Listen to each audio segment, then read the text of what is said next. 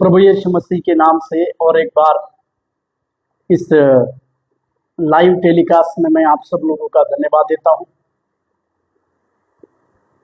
परमेश्वर की दया हमारे जीवन में लगातार बनी है। इसके लिए हम प्रभु के मार्गदर्शन को खोजना, इस विषय को लगातार पिछले सप्ताह से कुछ बातों को हम सीखते आ रहे हैं।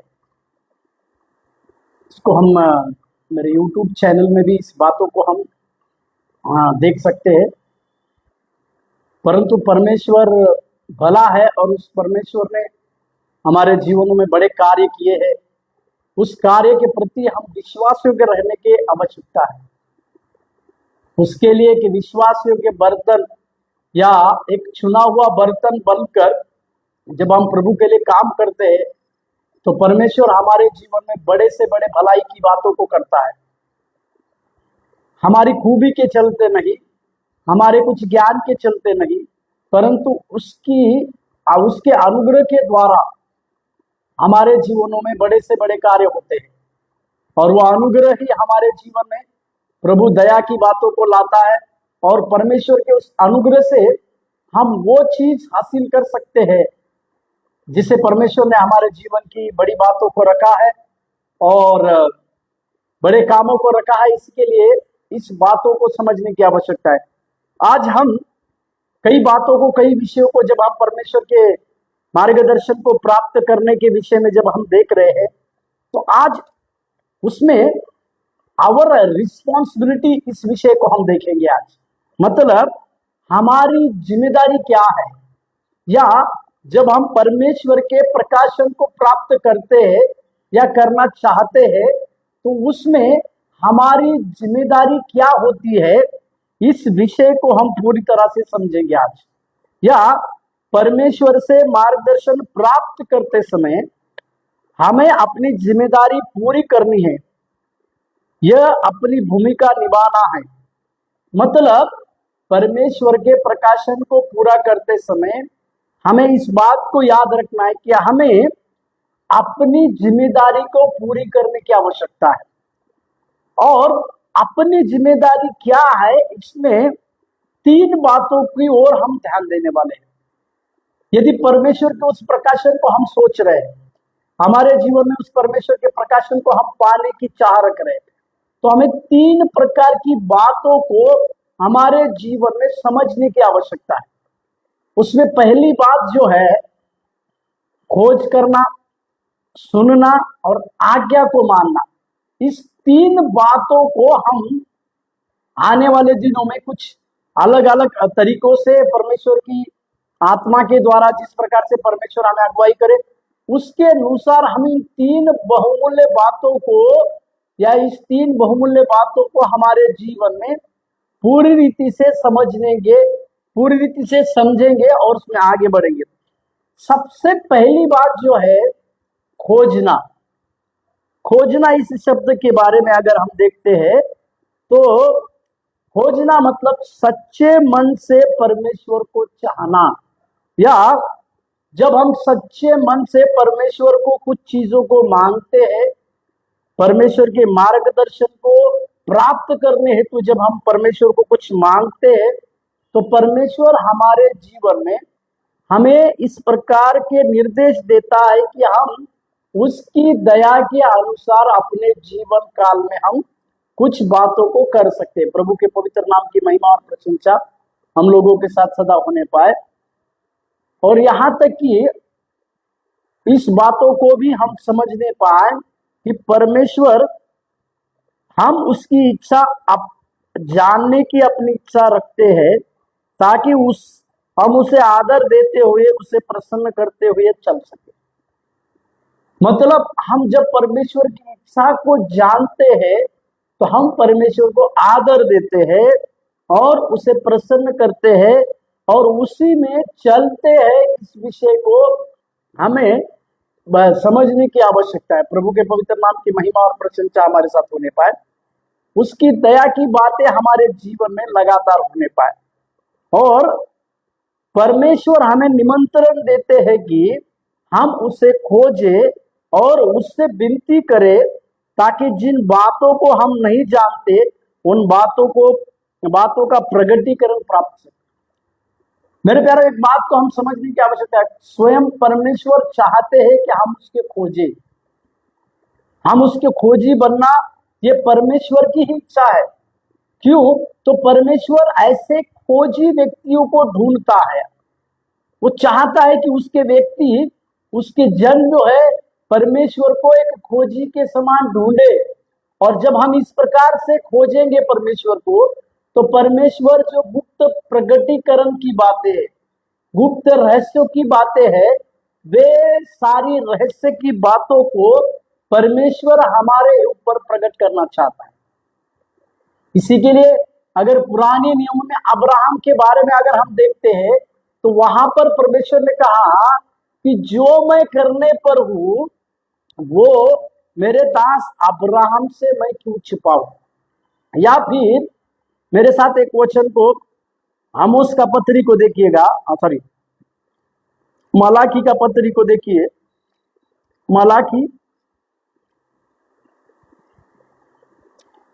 मलाकी के आखिरी अध्याय में एक वचन को जो हम अच्छे से जानते, वहां पर इस बात को लिखा हुआ है,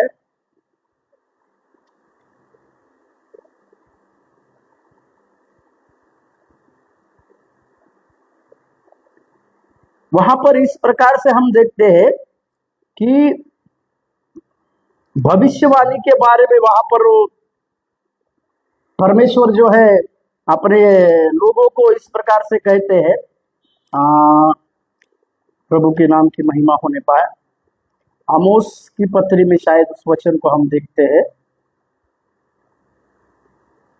वहां पर इस प्रकार से लिखा हुआ है कि परमेश्वर खुद कहते हैं कि कौन भविष्यवाणी नहीं करेगा। परमेश्वर जो है अपने लोगों को इस प्रकार से कहने की बातों को देखते हैं हम कि अंत के दिनों में परमेश्वर जो है अपने लोगों के ऊपर उसकी आत्मा की बातों को रखकर कई लोगों को उसके भविष्यवाणी की बातों के अभिषेक में चलाएंगे। और सिंह क्यों न गरजेगा, कौन भविष्यवाणी क्यों न करेगा, इस प्रकार के बड़े वचन को हम उस जगह पर समझते हैं, इस जगह पर देखते हैं। इसके लिए हम इस वचन को याद करने की आवश्यकता है जो परमेश्वर ने अंत के उस दिनों के लिए रखा हुआ है। मतलब हमारे विषय में मैं जैसे कह रहा था कि परमेश्वर की खुद इच्छा है कि हम उसको खोजे। जब परमेश्वर को हम खोजते हैं तो परमेश्वर पर्याप्त प्रभु है जो अपने बच्चों के जीवन में बड़े कार्य करना चाहता है, बड़े रहस्यमय बातों को परमेश्वर उनके जीवन में देना चाहता है। देखिए, अगर दानियल की पत्री अगर खोलते हैं हम, दानियल की पत्री में हम इस घटना को भी अच्छी तरह से जानते हैं। दानियल का पत्री उसके पहले, उसके दूसरे अध्याय में अगर हम देखते हैं तो जो राजा ने जो स्वप्न देखा था, नबूकदनेस्सर राजा ने जो स्वप्न देखा था, उस स्वप्न का अर्थ बताने वाला उस नगर में कोई भी नहीं था। इसी के लिए राजा इस प्रकार से भयभीत हो चुका था, इस प्रकार से क्रोधित हो चुका था कि वो इस प्रकार से चाह रहा था कि उस देश में रहने वाले जितने सारे लोग हैं, पंडित, ज्योतिषी, जो सब लोग हैं, उनको मरवा डालने की बातों को कर रहा था।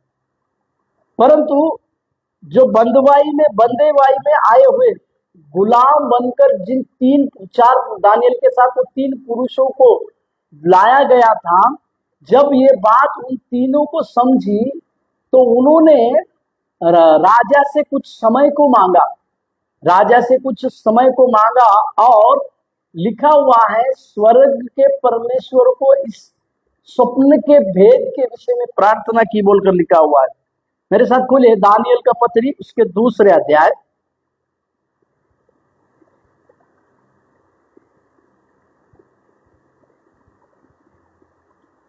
दानियल की पत्री उसके दूसरे अध्याय। तब दानियल ने भीतर जाकर राजा से विनती की कि उसके लिए कोई समय ठहराया जाए ताकि वह महाराज को स्वप्न का फल बता सके। यहां पर देखिएगा 18वें वाक्य में, दूसरे अध्याय 18वें वाक्य में, इस भेद के विषय में स्वर्ग के परमेश्वर की दया के लिए यह कहकर प्रार्थना करो कि बेबीलोन के और सब पंडितों के संग दानियल और उसके संगी भी नष्ट ना किए जाए। मेरे प्यारो, यहाँ पर हम देखते हैं बाबिलोन के जितने पंडित, जितने शास्त्री थे, उनमें दानियल अपने आप को मिलाकर इस बातों को कहते हैं, इस बातों को करते, इस बातों की विनती को करते हैं कि हे स्वर्ग के परमेश्वर, कि दानियल और उसके संगी साथी भी इस जगह में, इस स्थान में नष्ट ना हो जाए। इसी के लिए आप उस भले दर्शन का अभेद जो है हम पर प्रकट करो, इस प्रकार से प्रार्थना करते हैं। और 19वें पद में उनकी प्रार्थना का जवाब को हम देखते हैं। वहां पर लिखा हुआ है, तब वह भेद दानियल को रात के समय दर्शन के द्वारा प्रकट किया गया। जैसे हम खोजते हैं, क्योंकि स्वयं परमेश्वर की यह इच्छा है कि वो जो उसको खोजते हैं, परमेश्वर उनको बड़ी बड़ी भेद की बातों का रहस्य बताते हैं। मेरे प्यारो, इसी के लिए हम इस बात को समझने पाए कि जैसे दानियल ने उस स्वप्न के लिए बाबिलोन के उस राजा, बाबिलोन के वो शास्त्री पंडितों के साथ अपने सारे संगियों को, जो नष्ट करने वाली बातों को ना हो, इसी के लिए स्वर्ग के परमेश्वर से जैसे ही प्रार्थना किया, परमेश्वर ने भेद की बातों को वहां पर प्रकट किया। और राजा के स्वप्न का जो राजा नेबुकदनेस्सर राजा को जो स्वप्न मिला था, उस स्वप्न का अर्थ जो है, इसी दानियल को परमेश्वर ने स्वप्न के द्वारा परमेश्वर ने उसे प्रकट किया। इसका मतलब दानियल और उसके साथियों ने खोजने की बात की, और जैसे ही वो इस बातों को खोजे, परमेश्वर ने उनके जीवन में उस खोज की बातों के लिए परमेश्वर उनके जीवन में बड़ी भेद की बातों को प्रकट किया। और एक वचन को पढ़िएगा, यिर्मयाह का पत्री 29 अध्याय के 12वें वचन। यिर्मयाह का पत्री उसके 29 अध्याय 12वें और 13वें वचन। 12वें वचन में देखिएगा, तब उस समय तुम मुझको पुकारोगे और आकर मुझसे प्रार्थना करोगे और मैं तुम्हारी सुनूंगा। मेरे प्यारो, अगर इसके 11वें वचन में अगर हम देखते हैं, तो परमेश्वर एक बड़ी योजना की बात को करते हैं। हर एक के विषय में परमेश्वर ने बड़ी योजना को, बड़ी कल्पना को रखा है, और उसको अंत में पूरी करूंगा कह के जब परमेश्वर इस वचन को 11 वचन में कहते हैं, तो उसी के 12वें वचन में परमेश्वर इस प्रकार से कहते हैं कि जब तुम मुझको पुकारोगे और मैं तुम्हारी प्रार्थना को सुनूंगा। और मतलब जब जब भी हम परमेश्वर को पुकारते हैं, जब जब भी हम परमेश्वर को पुकारेंगे, परमेश्वर हमारी प्रार्थनाओं को जरूर सुनते हैं। इसके लिए उस खोजने की, परमेश्वर की गुप्त रहस्य को खोजने की बात जो है हम प्रार्थना में देख सकते हैं। इसी के लिए कुछ भी हो हमारे जीवन में, किसी भी प्रकार के पर्याय की बातें क्यों न हो, हमें परमेश्वर को खोजने की आवश्यकता है। 13वें वचन को देखिएगा, यिर्मयाह उसके 29 के 13, तुम मुझे ढूंढोगे और पाओगे भी, क्योंकि तुम अपने संपूर्ण मन से मेरे पास आओगे। हालेलुया।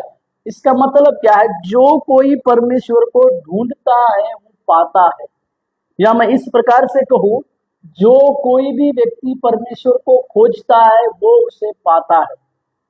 एक वचन भजन संहिता का पत्री, भजन संहिता में 91वें अध्याय में देखिएगा, भजन संहिता 91वें अध्याय में 15वें वचन को देखिएगा। भजन संहिता 91वें अध्याय के 15, जब वह मुझे पुकारे मैं उसकी सुनूंगा, संकट में मैं उसके संग रहूंगा, मैं उसको बचाकर उसकी महिमा बढ़ाऊंगा। यहाँ पर जो लोग परमेश्वर को पुकारते हैं, उनके जीवन में परमेश्वर किस प्रकार की आशीषें देता है, इसके विषय में भजनकार लिखते हैं। जो उसको पुकारते हैं उसके लिए परमेश्वर की क्या आशीष है, इसके विषय में देखिएगा। जो लोग परमेश्वर को पुकारते हैं, या जो लोग परमेश्वर को खोजते हैं, खोजना यानी पुकारना, इसको सेम करते हैं, तो जो लोग उसको पुकारते हैं परमेश्वर उनकी सुनता है। दूसरा, यदि वे संकट में रहेंगे तो परमेश्वर उनके साथ रहेगा। और तीसरी बात, परमेश्वर उनको बचाएगा और उनकी महिमा को बढ़ाएगा। मेरे प्यारो, हमारे जीवन में हम सेवकाई में परमेश्वर को खोजने वाले बनने चाहिए।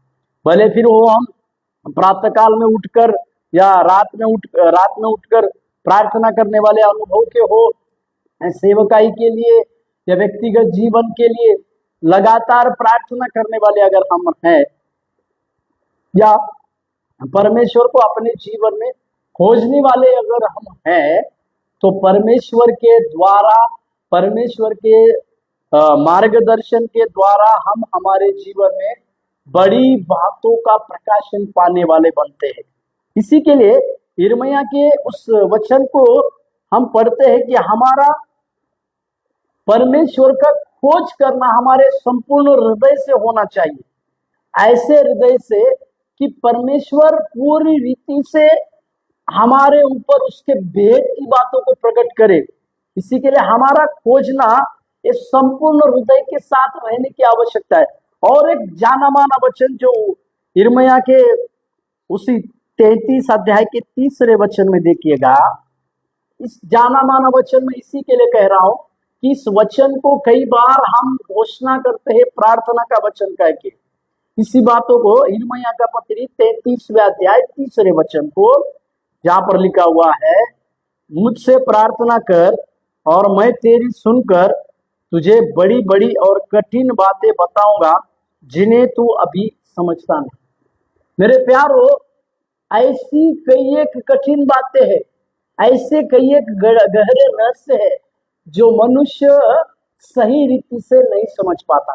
इस पवित्र शास्त्र के वचनों के आधार पर भी अगर हम देखें, ऐसे कई एक वचन है जिसकी भेद की बातों को शायद हम नहीं समझ पाते, परंतु परमेश्वर इस प्रकार से अपेक्षा अपने बच्चों से करते हैं कि उसका खोजी रहने वाले व्यक्ति को परमेश्वर जो है अपने भेद की बातों को प्रकट करते हैं। प्रभु के पवित्र नाम की महिमा और प्रशंसा होने पाए। इसी के लिए हमारे जीवन में हम जब प्रार्थना करते हैं, प्रार्थना में परमेश्वर को खोजते हैं, प्रार्थना में परमेश्वर को अपनी बातों के लिए खोजते हैं, तो वो परमेश्वर हमें उसकी गहरी बातें, उसकी कठिन बातें जिसको हम समझते नहीं है, ऐसी कठिन बातों को परमेश्वर जो है हमारे ऊपर प्रकट करते हैं, इसको हम समझने पाए। इसी के लिए मेरे प्यारों, हमें उस प्रार्थना के समय में संपूर्ण हृदय से परमेश्वर के खोजी बनने की आवश्यकता है। जब हम इस प्रकार से खोजी बनते हैं तो परमेश्वर जो है हमारे जीवनों में काम करते हैं। और एक वचन को अगर हम पढ़ते हैं, नए नियमों में भी इसके बारे में यीशु मसीह ने कहा। मत्ती रचित सुसमाचार की पत्री 7वें अध्याय के 7वें वचन को, मत्ती रचित सुसमाचार की पत्री 7वें अध्याय 7वें वचन को देखिएगा। मत्ती रचित सुसमाचार की पत्री 7वें अध्याय के 7वें वचन में देखिए। मत्ती रचित सुसमाचार 7वां अध्याय 7वें वचन में, मांगो तो तुम्हें दिया जाएगा, ढूंढो तो तुम पाओगे, खटखटाओ तो तुम्हारे लिए खोला जाएगा।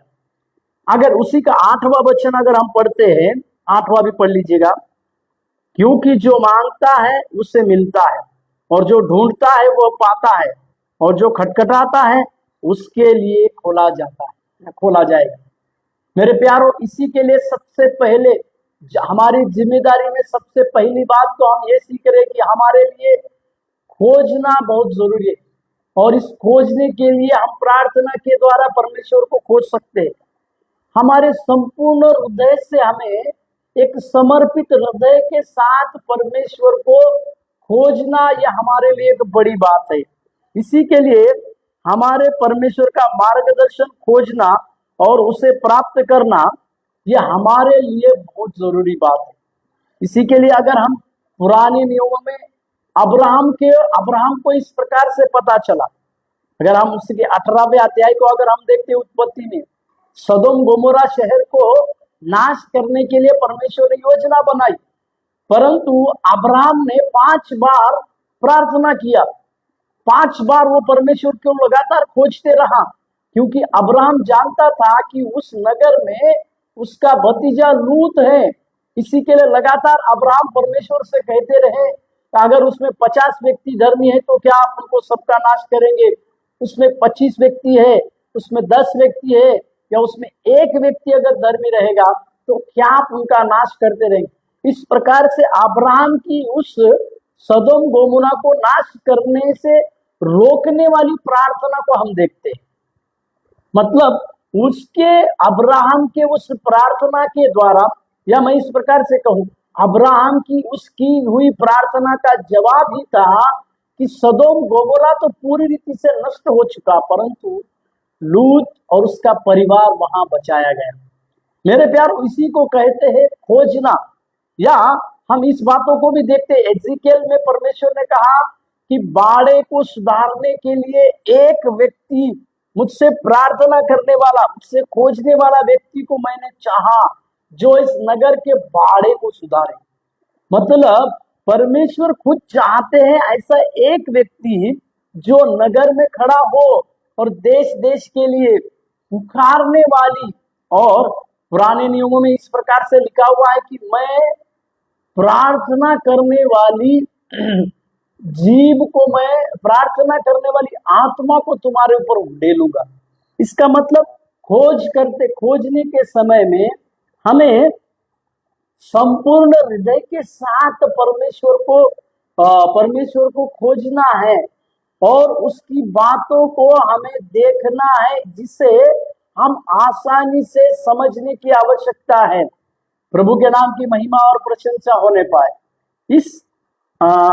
इस खोजना मतलब जब हम परमेश्वर का मार्गदर्शन खोजना और उसे प्राप्त करना, इसको समझने की कोशिश करें।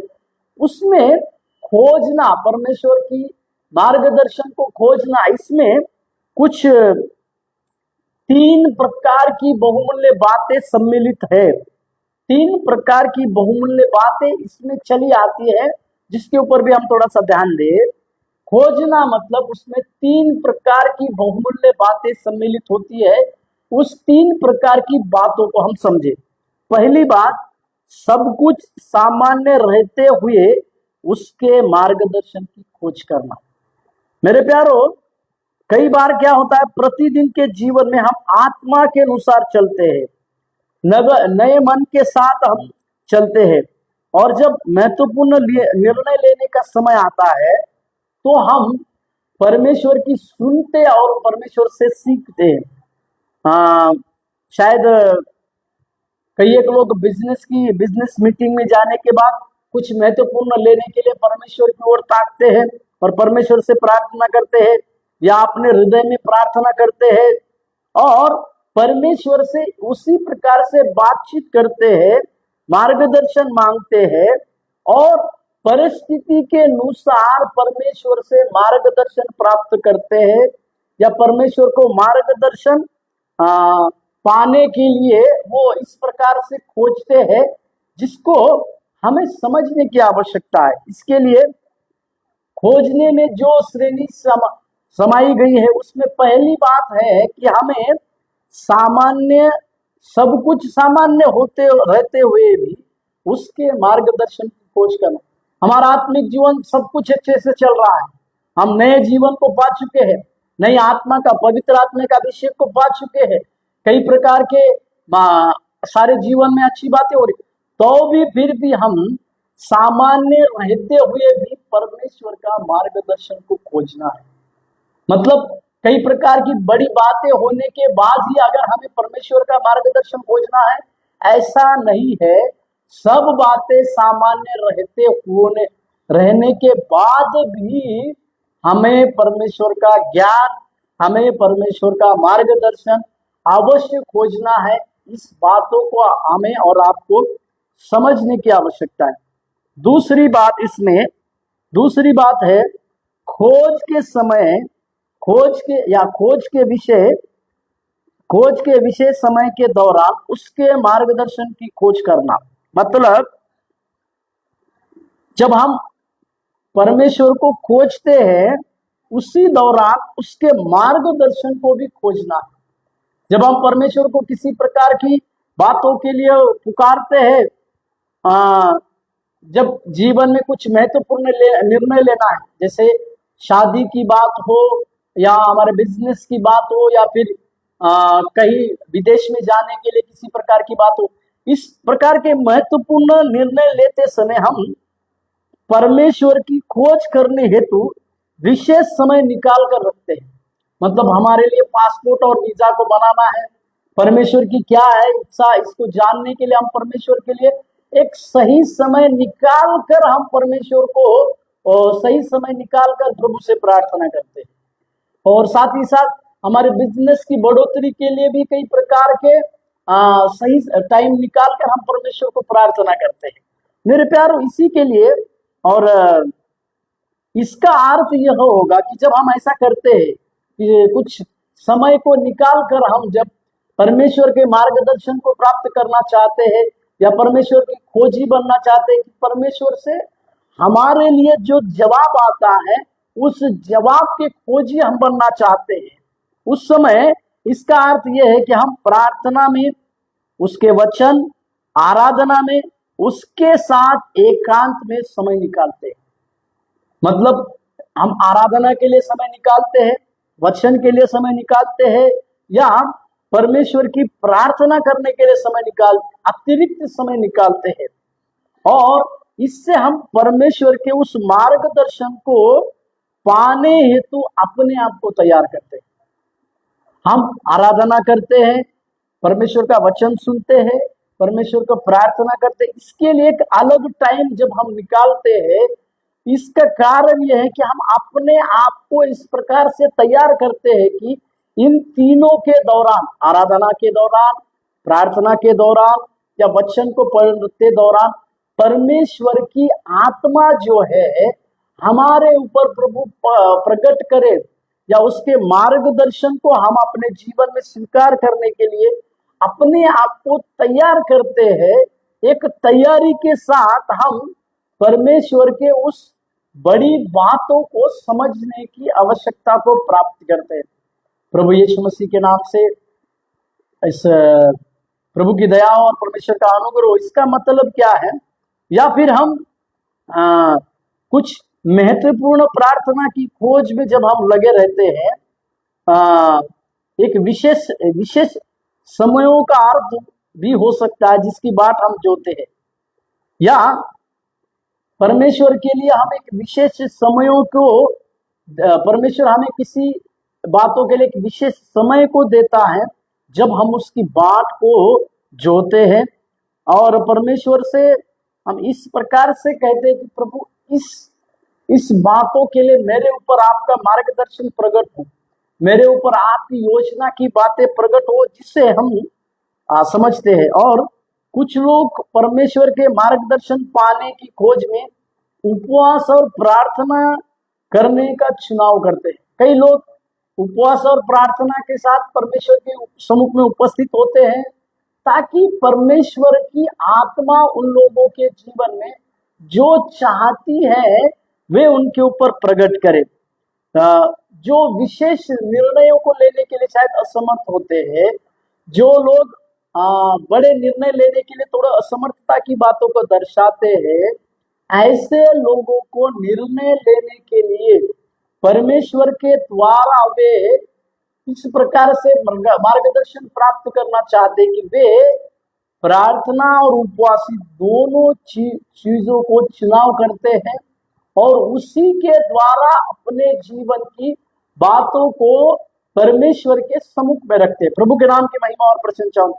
मेरे साथ एक वचन खोलिएगा, यशायाह का पत्री उसके 58वें अध्याय में सही चुने हुए उपवास के बारे में यशायाह कहते हैं। यशायाह का पत्री उसके 58वें अध्याय को अगर हम निकालेंगे तो वहां पर लिखा हुआ है उचित उपवास बोलकर। उचित उपवास का मतलब क्या है? जैसे मैंने कहा, कुछ विशेष बातों को, और नए नियम में भी देखिएगा, प्रेरितों के काम 13वें अध्याय में प्रेरितों के काम 13वें अध्याय को देखिएगा, वहां पर क्या लिखा हुआ है? प्रेरितों के काम 13वें अध्याय दूसरा वचन को मैं पढ़ रहा हूं, प्रेरितों के काम 13वें अध्याय दूसरा वचन। जब वे उपवास सहित प्रभु की उपासना कर रहे थे तो पवित्र आत्मा ने कहा, मेरे लिए बरनबास और शाऊल को उस काम के लिए अलग करो जिसके लिए मैंने उन्हें बुलाया। मेरे प्यारो, यहाँ पर एक झुंड है जो प्रेरित पौलुस, बरनबास और कई एक लोग मिलके उपवास रखकर प्रार्थना कर रहे। उपवास और प्रार्थना करते समय परमेश्वर विशेष कॉलिंग की बातों को भी यहाँ पर पूरे करते हुए हम देखते हैं। एक उपवास और प्रार्थना के समय में एक विशेष बुलाहट प्रेरित पौलुस को मिला और बरनबास को मिला, और ये बात पवित्र आत्मा ने प्रकट किया और उनको इस प्रकार से कहा कि मेरा सेवकाई के लिए इन्हें अलग किया जाए। मेरे प्यारो, इसी के लिए हमें उपवास, कई एक लोग महत्वपूर्ण विषय को लेकर उपवास और प्रार्थना करते हैं तो परमेश्वर उन्हें उन उपवास प्रार्थनाओं में जवाब देता है। यशायाह का पत्री उसके 58वें अध्याय में उचित उपवास के बारे में कई एक परामर्श को हम देखते हैं, कई एक सुझाव को परमेश्वर से हम देखते हैं कि किस प्रकार से उपवास करना चाहिए या किस प्रकार से पवित्र उचित उपवास होगा। इस प्रकार की एक सूची को जब हम देखते हैं तो हम इस बात को समझने पाए, इस बात को जानने पाए कि परमेश्वर हमारे द्वारा किस बातों को, एक वचन उसी में पढ़िएगा, यशायाह का पत्री 58वें अध्याय के दूसरे वाक्य, यशायाह 58 के 8वें वाक्य में, 58:8। तब तेरा प्रकाश पौ फटने के समान चमकेगा और तू शीघ्र चंगा हो जाएगा। तेरा धर्म तेरे आगे आगे चलेगा, यहोवा का तेज तेरे पीछे रक्षा करते चलेगा। प्रभु के नाम की महिमा और प्रशंसा होने पाए। यहाँ पर हम इस बात को देखते हैं कि परमेश्वर जो है, जो लोग उचित उपवास रखते हैं, यहाँ पर जिस उपवास से परमेश्वर प्रसन्न होते हैं, जिस उपवास की बातों से परमेश्वर जब प्रसन्न होते हैं तो परमेश्वर प्रसन्न होने के बाद कई एक प्रकार की आशीष की बातों को वहां पर देते हैं। वहां पर 8वें वचन में देखिएगा, तब तेरा प्रकाश पौ फटने के समान चमकेगा। मतलब परमेश्वर उस उचित उपवास से प्रसन्न होने के बाद उस व्यक्ति का प्रकाश जो है चमकेगा बोलकर देखते हैं। दूसरी, परमेश्वर अभिषेक करेगा। दूसरा, चंगाई को देगा। तीसरी बात, तेरे आगे आगे चले, परमेश्वर आगे आगे चलेगा। और चौथी बात, यहोवा का तेज तेरे पीछे रक्षा करेगा। मतलब पीछे से शत्रु की जो कुछ बातें हैं उससे भी परमेश्वर हमें बचा के रखेगा। इसी के लिए हमें इस बात को समझना चाहिए कि जब हम खोजते हैं तो खोज के समय में विशेष परमेश्वर से मार्गदर्शन पाने के समय में हम प्रभु के लिए अतिरिक्त समय को रखें। और उसी का 58 के, यशायाह का 58 के 11वें वचन को देखिएगा, यशायाह 58:11। यहोवा तुझे लगातार लिए चलेगा और अकाल के समय तुझे तुत्त और तेरी हड्डियों को हरी भरी करेगा, और तू सींची हुई बारी और ऐसे सोते के समान होगा जिसका जल कभी नहीं सूखता। मेरे प्यारो, इस बातों को, इस वचन को पढ़ने के बाद परमेश्वर हमें इस प्रकार से आशीष देने का वायदा करता है। जब सारे देश में अकाल पड़ा रहेगा, भूमि सींचने के लिए किसी किधर भी पानी नहीं मिलेगा, परंतु परमेश्वर कहते हैं तू अकाल में तुझे तुरंत और तेरी हड्डियों को हरी भरी करेगा। मतलब अकाल के समय में भी परमेश्वर उस प्रकार से उचित उपवास और प्रार्थना करने वाले लोगों के ऊपर विशेष अनुग्रह करेगा, विशेष बात उनके जीवन में रखेगा और विशेष आशीष उनके जीवन में देगा। इसी के लिए जब हम खोज के समय के दौरान उसके मार्गदर्शन की खोज करना, मतलब परमेश्वर को जब हम खोज रहे हैं तो उचित मार्गदर्शन को भी परमेश्वर के लिए खोजने की हमें आवश्यकता है, जिससे हम इस बात को समझने पाए, इस बात को हम जानने पाए। तीसरी और आखिरी बात को हम देखते हैं, परमेश्वर के अनअपेक्षित क्षणों के द्वारा मार्गदर्शन। ये तीसरी बात है। जब हम खोजना के बारे में जब देख रहे थे तो खोजने में तीन प्रकार की बातें होती है कह के मैंने कहा। सबसे पहले सब कुछ सामान्य होते हुए भी परमेश्वर का मार्गदर्शन पाना, एक विशेष खोज के दौरान परमेश्वर का मार्गदर्शन प्राप्त करना। तीसरी बात, परमेश्वर के अनअपेक्षित क्षणों के द्वारा, मतलब परमेश्वर से हम अपेक्षा नहीं किए परंतु परमेश्वर उसके ज्ञान और उसके अभिषेक को हमारे जीवन में लाता है। मतलब अनअपेक्षित रूप से परमेश्वर हमें मार्गदर्शन करने की उस बातों को भी हम हमारे जीवन में देखने पाए और समझने पाए, इसको हम हमारे जीवन में जाने। प्रभु के पवित्र नाम की महिमा और प्रशंसा हमारे साथ होने पाए। इसके लिए इसे इस प्रकार से मैं कहूं, परमेश्वर के वे अनपेक्षित क्षण हैं जहां परमेश्वर बोलना आरंभ करता है और अपनी मनसा हम पर प्रकट करता है। पवित्र शास्त्र में कई एक बातें ऐसी है कि परमेश्वर अपने मन की बातों को अपने लोगों के ऊपर प्रकट करता है। जैसे हमने अब्राहम के बारे में कहा कि अब्राहम के विषय में परमेश्वर इस प्रकार से कहता है कि मैं जो करने पर हूं मैं मेरे दास अब्राहम से क्यों छिपाऊं। इसी के लिए परमेश्वर चाहते हैं, मूसा के बारे में परमेश्वर के वचन में लिखा हुआ है कि परमेश्वर मूसा को आमने सामने इस तरह से बात करते थे जैसे कि एक भाई को परमेश्वर बात कर रहे। प्रभु के पवित्र नाम की महिमा और प्रशंसा होने पाए। इसका मतलब क्या है कि परमेश्वर अनअपेक्षित क्षणों में हमसे चाहते हैं कि हमें हमसे बातचीत करे। ये परमेश्वर की एक मनसा है जो हम पर प्रकट करना चाहते हैं। परमेश्वर उसकी मनसा हमसे बातचीत करने के द्वारा प्रकट कर सकते हैं। इसे कहते हैं हम अनपेक्षित मार्गदर्शन। और जरूरी ये नहीं कि हम परमेश्वर की मांग कर रहे हो या उसे पाने का प्रयास कर रहे हैं, परंतु परमेश्वर बीच में आता है और हमसे बात करता है। इसी के लिए जरूरी ये नहीं है। एक उदाहरण को मैं अगर बताऊं, मेरे साथ खोलिएगा निर्गमन की पत्री। इसके बारे में हम अच्छी तरह से जानते हैं। निर्गमन की पत्री 3 अध्याय में एक एनकाउंटर जो है मूसा का हो रहा है।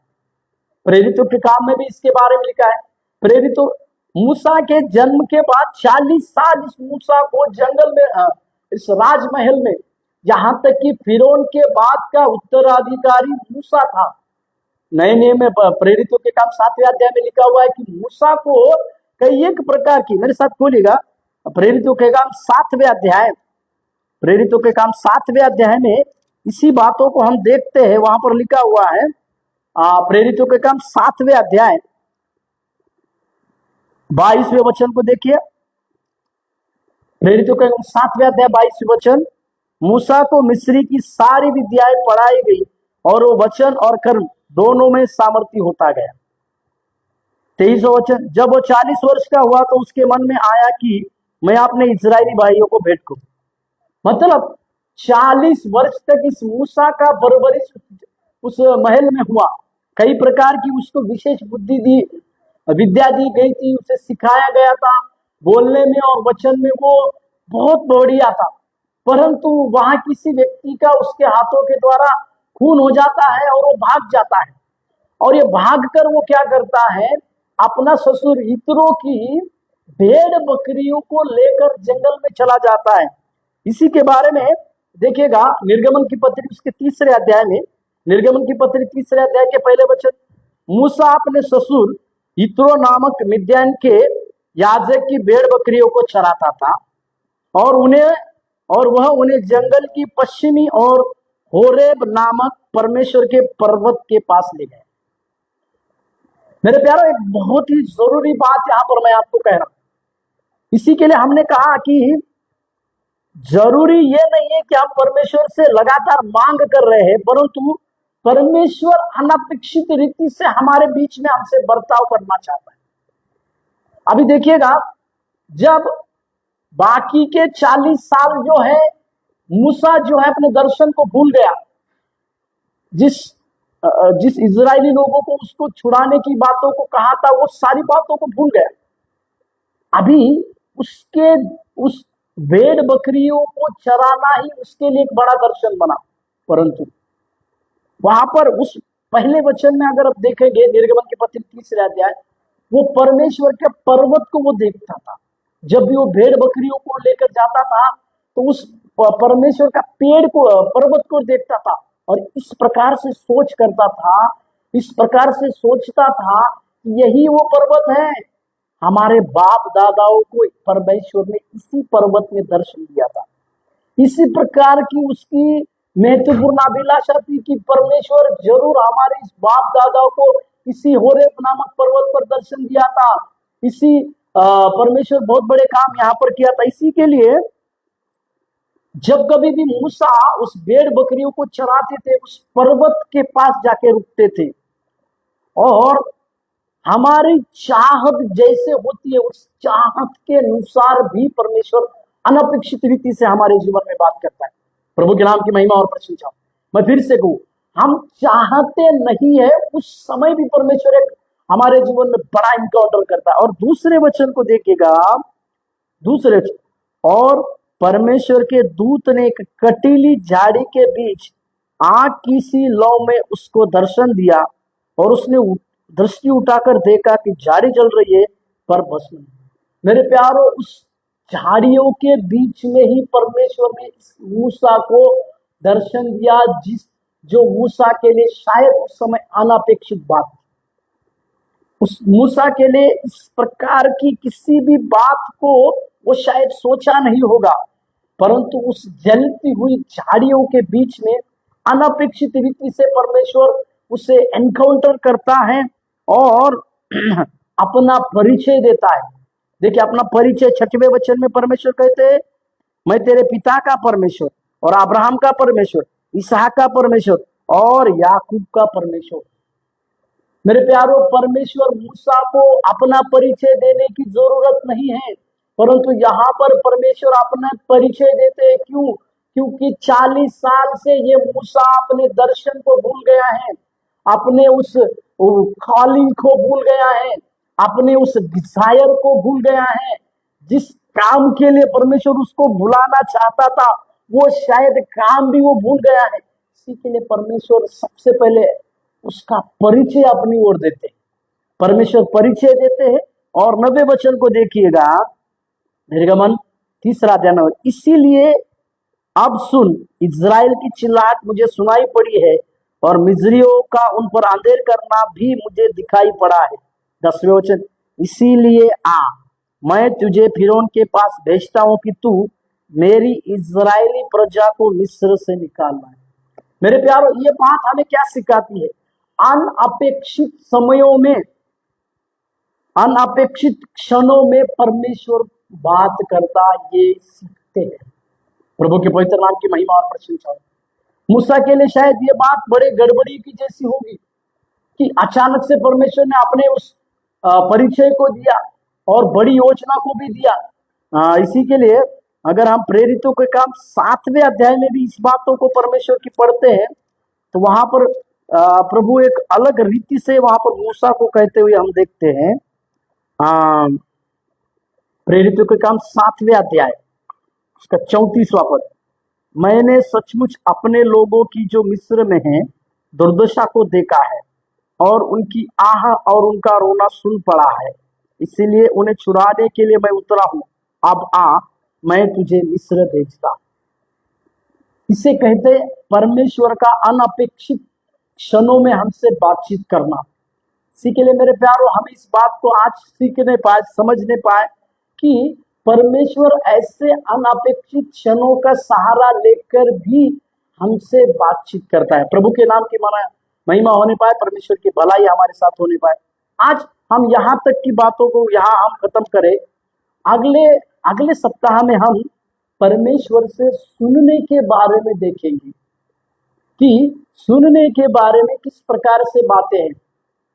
फिर उसी बातों को रिवाइज करके हम इस सत्र को खत्म करें। हमारी जिम्मेदारी को हम सीख रहे थे और हमारी जिम्मेदारी में 3 बातों को आती है: खोज करना, सुनना और आज्ञा मानना। खोजने के विषय में जब हम परमेश्वर को खोजते हैं तो उसमें कुछ बातों को, महत्वपूर्ण दो बातों को हम देखें कि जब सामान्य होता है, कुछ बातें सामान्य होती है तो भी हम परमेश्वर का मार्गदर्शन खोजना। दूसरा, विशेष समयों को परमेश्वर के लिए निकालकर परमेश्वर की बातों को अपने जीवन में लेना, जिसे हमने विशेष उपवास करने की बातों को या वचन आराधना और प्रार्थना, इसके विषय में, या फिर उचित उपवास किस प्रकार से करते हैं, इसके विषय में भी हमने देखा। और तीसरी बात हमने देखी कि अनअपेक्षित क्षणों में भी परमेश्वर हमसे बातचीत करता है। इसी के लिए मैंने मूसा के उस इनकाउंटर की बातों को आपको दिखाया। इसी के लिए हम इस सत्र को यहाँ पर खत्म करें कि परमेश्वर हमारे जीवनों में बड़े कार्य करने पाए। प्रार्थना करें। स्वर्गीय प्रभु यीशु मसीह, हम आपको धन्यवाद देते हैं, आपकी स्तुति करते हैं, आपकी प्रशंसा करते हैं। आप भलाई के परमेश्वर है। लगातार आप हमारे जीवन में भलाई के कार्य किए। आपकी भलाई हम कभी भी नहीं भूलने वाले हैं प्रभु जी। आप दया कीजिए, आप अनुग्रह दीजिए, आप सहायता कीजिए। हम आपको धन्यवाद देते हैं, आपकी स्तुति करते हैं, आपकी प्रशंसा करते हैं। राजा, सहायता कीजिए, सहायता कीजिए, सहायता कीजिए करके हम प्रार्थना करते हैं। लोगों के जीवन में होने दीजिए प्रभु जी, इस खोजने का अनुभव उनके जीवन में लगातार होने पाए, अपनी जिम्मेदारी को उठाने का अनुभव भी उनके जीवन में होने पाए। सहायता कीजिए, यीशु मसीह के नाम से प्रार्थना को मांगते हैं, आमीन आमीन। प्रभु आपको आशीष देने पाए। अगले सप्ताह में और कुछ नई बातों का हम सीखेंगे। धन्यवाद।